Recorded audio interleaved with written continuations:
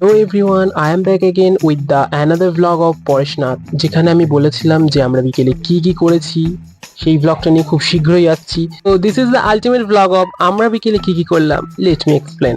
দুপুরে একটু রেস্ট নিয়ে আমরা আশেপাশে বেরিয়ে গেলাম কিছু মন্দির অ্যান্ড কিছু জায়গা এক্সপ্লোর করার জন্য। তো চলো আমার সঙ্গে থাকো, তোমরা দেখতে থাকো ভিডিওগুলো। যেহেতু আগের ভিডিওতেই বলেছিলাম এখানে সব জায়গায় মানে বুদ্ধ মূর্তি রয়েছে, যেহেতু এটা জৈন ধর্মের উপর ভিত্তি করে রয়েছে, সো এখানে বুদ্ধ মূর্তি হওয়াটাই স্বাভাবিক ছিল, যেটা দেখতে খুবই ক্ল্যাম ভাইব দিচ্ছিল। আগের ভিডিওতেই তোমাদের বলেছিলাম। দেন ওখান থেকে বেরিয়ে আমরা একটু ঘুরতে এলাম আশেপাশে। এখান থেকে শুরু হচ্ছে পাহাড়টা, ঠিক আছে। এত সুন্দর, এত মনোরম জায়গাটা, যেটা আমার মন কেড়ে নিয়েছিল। আমরা সবাই গল্প করতে করতে এগিয়ে যাচ্ছিলাম। দাঁড়াও, তোমাদেরকে একটা জিনিস দেখাই। মন্দিরটা তো দেখাবো, তার আগে তোমাদের একটা জিনিস দেখাই। এটা কি গাছ বলো তো? এটা পলাশ গাছ। আমি সত্যি বলতে পলাশ গাছ দেখেছি, বাট এই ফুল কখনো কাছ থেকে দেখিনি বা হাতে নিয়ে দেখিনি। আজকে ফার্স্ট টাইম। সত্যি ফুলটা খুবই সুন্দর। কেন সবাই এত পছন্দ আজ আমি বুঝতে পারলাম। আমি সোশ্যাল মিডিয়ার থ্রুতেই দেখেছিলাম।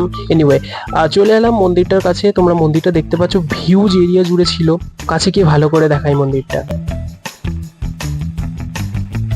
এই হচ্ছে মন্দিরের সম্পূর্ণ ভিউটা। এখানে ভিডিও ক্যামেরা অ্যালাউড ছিল না, জন্য শুধু বাইরে থেকেই দেখালাম। ভেতরে অবভিয়াসলি বুদ্ধ মূর্তিই ছিল। সবকিছু দেখালে কিভাবে হবে বলো? কিছু জিনিস তো হাইড করে রাখা উচিত, তাই না? তোমরাও এসে দেখো। এনিওয়ে, ওখান থেকে বেরিয়ে আমাদেরকে কল করে দিল, মানে কল করে দেওয়ার পরেই আমাদেরকে বেরিয়ে যেতে হলো তাড়াহুড়ো করে। এখানে একটা নিয়ম আছে যে সন্ধ্যের পরে, মানে সূর্য ডোবার পরে আর কি, খাবার খাওয়া যাবে না।